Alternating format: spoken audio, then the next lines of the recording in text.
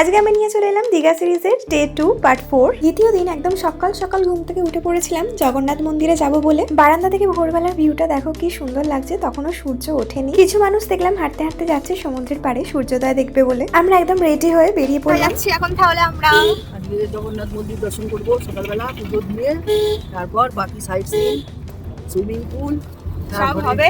আমাদের এখন দীঘার সি বিচটাই দেখা হয়নি, নিউ দীঘার। কালকে ওর দীঘা গিয়েছিলাম, আজকে এসে তারপর সব করবো। হ্যাঁ সব করবো। আগে প্রভুর দর্শন করে আসি।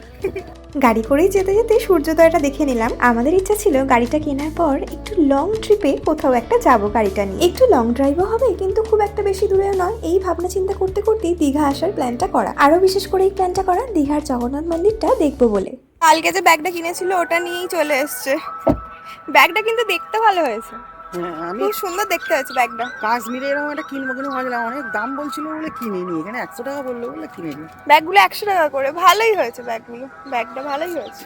ব্যাকগ্রাউন্ডে একটা হালকা কৃষ্ণের বাঁশি কি সুন্দর বাজছিল, শুনলে কি? মন্দিরের ঠিক উল্টো দিকেই পুজো দেওয়ার জন্য ডালা বিক্রি হচ্ছে। ডালায় মিষ্টি, ফুল, চেলি এই সমস্ত কিছু দেওয়া ছিল। 50 টাকা 100 টাকা থেকে ডালা শুরু। যারা পার্কিং লটে গাড়ি রেখে ঢুকবে তারা মন্দিরের ডান সাইড দিয়ে ঢুকবে, সেখান দিয়ে এন্ট্রি গেট। আর একটা গেট আছে মেন রাস্তার উপর। তোমরা যে গেট দিয়েই ঢোকো দুদিকেই জুতো রাখার সুবন্দোবস্ত আছে, আর ডালাও তোমরা দুটো গেটেই পেয়ে যাবে। অনেকগুলো দুয়ার পেরিয়ে জগন্নাথ দেব বিরাজমান। একদম সকাল সকাল আমরা চলে গেছিলাম বলে খুব সুন্দর দর্শন করতে পেরেছি, একদমই ভিড় ছিল না। এদিকে হনুমানজি এক কান পেতে ছিল বলে আমি কানে কানে কিছু কথা বলেও দিলাম। মন্দিরের ভেতরে ক্যামেরা অ্যালাউ নেই, কিন্তু মন্দিরের বাইরেটা তোমরা ফটো ভিডিও সবই করতে পারবে। মন্দির থেকে বেরিয়ে চোখে পড়বে তোমাদের এরকম ছোট ছোট অনেকগুলো দেবদেবীর মূর্তি। এ দেখো, এটা হচ্ছে শ্রী নৃসিংহদেবের কক্ষ, তখন খোলা ছিল না। আর এই হলো বামন অবতার। মহাপ্রভুর মন্দিরের পাশেই ছিল মা লক্ষ্মীর একটা ছোট্ট সুন্দর মন্দির। আর ওই দেখো 3টে রথের মাথা। রথের একদম সামনে নিয়ে গিয়ে তোমাদের দেখাবো। একটু আগেই তোমরা দেখলে মন্দিরের ওই সাইডটা, যেদিকটা মেন রাস্তার দিকে, আর এই দিকটা হচ্ছে ঠিক তার অপোজিট সাইডটা।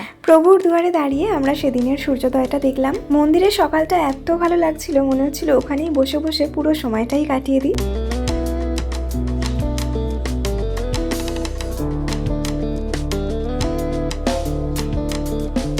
চলো এবারে তোমাদের একদম রথের কাছে নিয়ে যাই। রথযাত্রার সময় এই 3টে রথ সুন্দর করে সাজিয়ে বের করা হয়। তোমরা এই মন্দিরে এলে কিন্তু হাতে একটু সময় নিয়ে আসবে, কারণ মন্দির চত্বরটা অনেকটাই বড়, তোমরা দেখেই বুঝতে পারছো। এবার তোমরা দেখে নাও মহাপ্রসাদ বিতরণের টাইমটা আর কিরকম ধরনের মহাপ্রসাদ তোমরা পাবে। মন্দির চত্বরের ভেতরেই দেখলাম এরকম ছোট্ট একটা স্টোর আছে। এই মিনি স্টোরটা নিয়ে আর মহাপ্রসাদ তোমরা কিভাবে পাবে এইটা নিয়ে আমি একটা সেপারেট ভিডিও করেছি, সেটাও তোমরা দেখতে পাবে আমাদের এই চ্যানেলেই। তাহলে আমাদের চ্যানেলটাকে অবশ্যই তোমরা সাবস্ক্রাইব করে রেখো। আর এই দীঘা সিরিজটা তোমাদের কেমন লাগছে প্লিজ কমেন্ট করে জানিও। ভালো লাগলে কিন্তু অবশ্যই একটা লাইক করে যেও। পার্ট 5 নিয়ে আসছি খুব তাড়াতাড়ি, সঙ্গে থেকো। টাটা।